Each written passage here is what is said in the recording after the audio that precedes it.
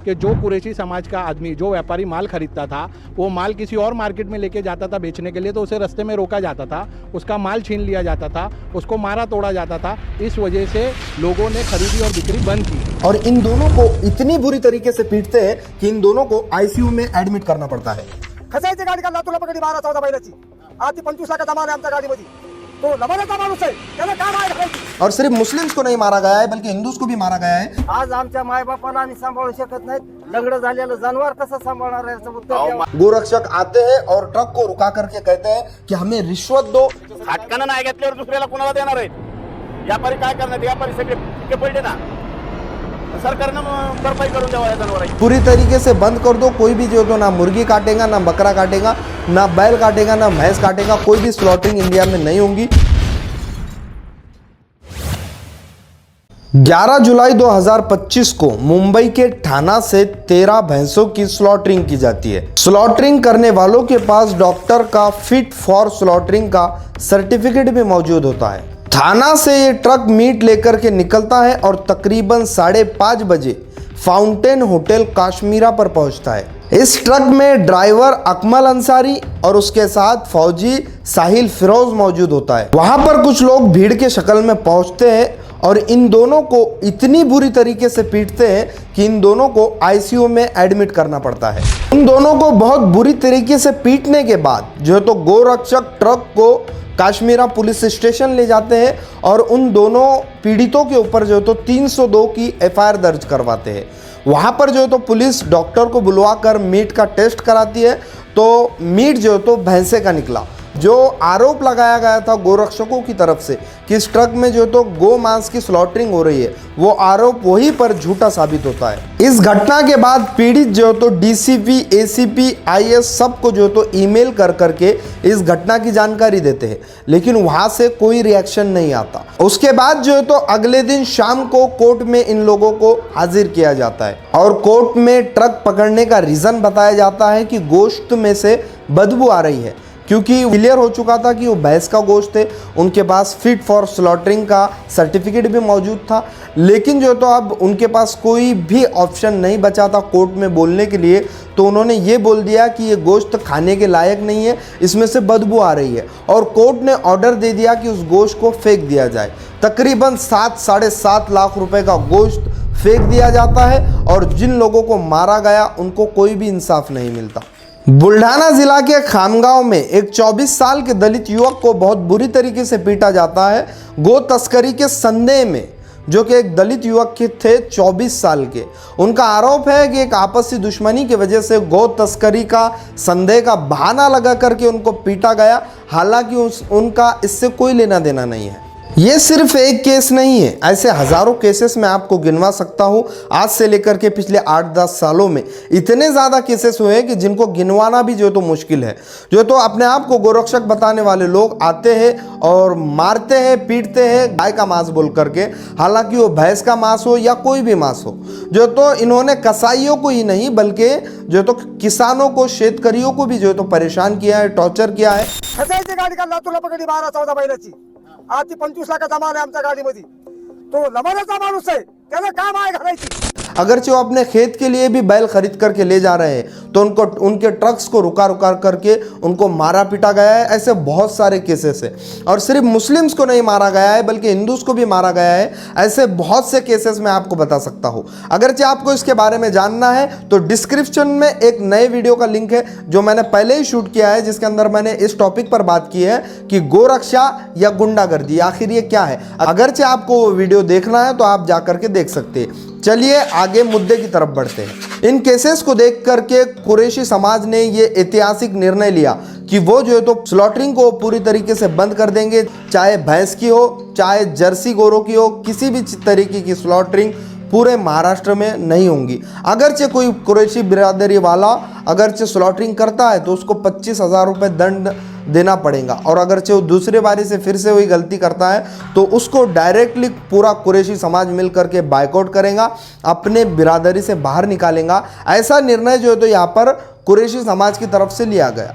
अब जो है तो कुरैशी समाज वालों का कहना था कि हम तंग आ चुके हैं। हमारा जितना व्यापार नहीं होता उससे ज़्यादा नुकसान होता है। कि जो कुरैशी समाज का आदमी, जो व्यापारी माल खरीदता था, वो माल किसी और मार्केट में लेके जाता था बेचने के लिए, तो उसे रास्ते में रोका जाता था, उसका माल छीन लिया जाता था, उसको मारा तोड़ा जाता था। इस वजह से लोगों ने खरीदी और बिक्री बंद की है।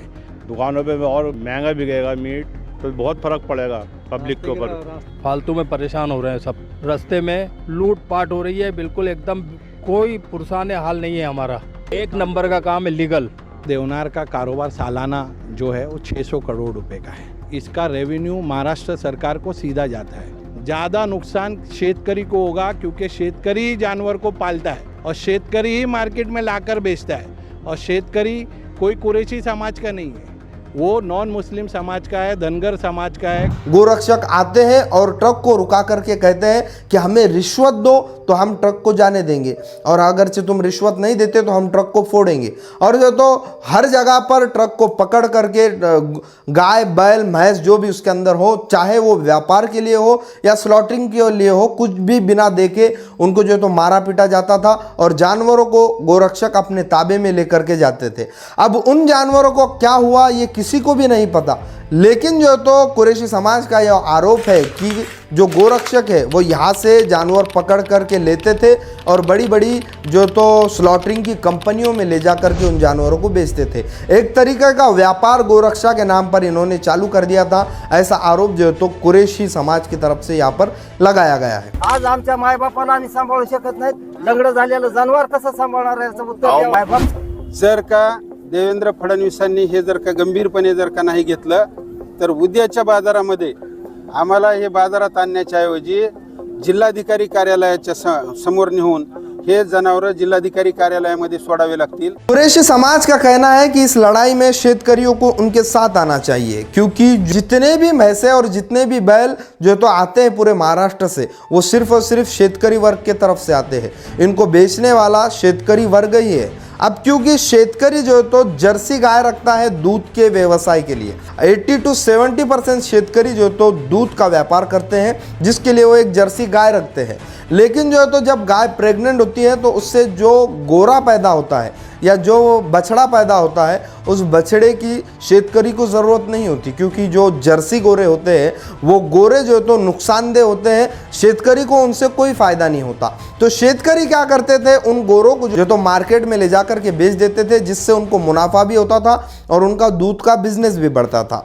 और इस तरीके से जो तो अब क्योंकि व्यापार बंद हो चुका है, पूरे कुरैशी समाज ने इसके ऊपर स्टॉप लगा दिया है, तो फिर अब उन गोरों का क्या होगा, उन गोरों को आखिर कौन खरीदेगा? ये जो है तो मुद्दे सिर्फ और सिर्फ 1 महीने के अंदर सामने आना शुरू हो चुके हैं, जिसके जो तो कुछ प्रूफ्स मैं आपको दिखाना चाहूंगा। आता बाहेर आणून टाकले, इथं तुम्हाला ते वासरू दाखवतो, हा ते वासरू तुम्हाला दाखवण्याचा प्रयत्न करतो।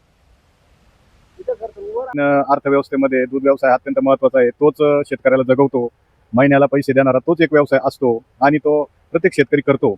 ही झाली एक गोष्ट।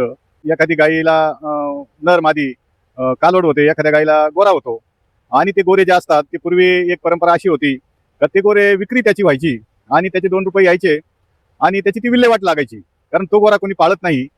शेतीसाठी मशागतीसाठी जे बैल पाळले जातात ते जर्सी बैल किंवा संकरित बैल कोणी पाळल्याचं या देशामध्ये काय अजून उदाहरण नाहीये, आणि मग ते गोऱ्यांची विक्री व्हायची, ती एक व्यवस्था होती आणि त्या व्यवस्थेवर काहीतरी बंधन आले असं समजतंय। काय कत्तलखाने बंद झाले। किसानों का कहना है कि इस वक्त जो तो खेतों में खत वगैरह दवा वगैरह लेना पड़ती है, उसके लिए ज़्यादातर किसानों के पास पैसे नहीं होते, तो किसान उन्हीं गोरों को बेचते हैं जिनकी उनको ज़रूरत नहीं होती, जिससे पैसा आता है और वो खेत में लगाते हैं। या किसानों की बहुत सी प्रॉब्लम्स है जिसके लिए जो तो गोरों को बेचा जाता है। अब किसानों के मालों को इतना भाव तो नहीं होता कि वो खेती के कारोबार से जो तो अपनी ज़रूरतों को पूरा कर सके, इसलिए जो तो एक साइड बिजनेस की तरह एक दूध और एक ये जो बछड़े पैदा होते हैं उनको बड़े करके बेचने का व्यवसाय करते हैं, जिससे उनका जो तो खर्चा पानी निकल जाता है। कुछ शेतकरियों का कहना है कि अगरचे इन गोरों को हमें बेचने नहीं दिया जा रहा, तो इनको संभालने के लिए सरकार कोई स्कीम चालू कर दे, जिसके अंदर जो है तो 5,000 रुपये या 6,000 रुपये महीना हमको मिले, ताकि हम इन गोरों की देखभाल कर सके। तो कुरैशी समाज का कहना है कि जो जानवर काटना मना है या गो तस्करी बैन है, तो उन जानवरों को काटने के ऊपर एक्शन लिया जाए, बिल्कुल लिया जाए, उनको इससे कोई दिक्कत नहीं है। लेकिन जो जानवर काटने की परमिशन सरकार अलाउ कर रही है, या जिन जानवरों की स्लॉटरिंग करना जो तो सरकार परमिशन दे रही है, उन स्लॉटरिंग को किस तरीके से रोका जा सकता है।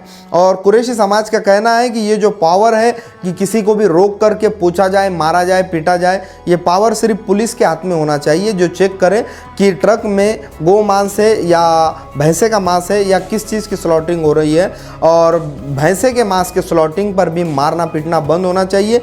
ये जो भी काम है ये पुलिस को अपने हाथ में लेना चाहिए और इन संगठनों के ऊपर एक्शन लिया जाना चाहिए, ताकि जो तो सुकून से कुरैशी लोग भी व्यापार कर सके और किसानों का भी फायदा हो सके। कुरैशी समाज का कहना है कि अगरचे तुमको जानवरों से इतना ही प्यार है, अगरचे तुमको दया आती है कि किसी जानवर को नहीं मारा जाना चाहिए, तो फिर मुर्गी और बकरे पर भी बैन लगना चाहिए, क्योंकि वो भी एक जीव है, वो भी एक जान है, उनको भी जो तो जीने का अधिकार है। पूरी तरीके से बंद कर दो, कोई भी जो तो ना मुर्गी काटेगा, ना बकरा काटेगा, ना बैल काटेगा, ना भैंस काटेगा, कोई भी स्लॉटरिंग इंडिया में नहीं होंगी।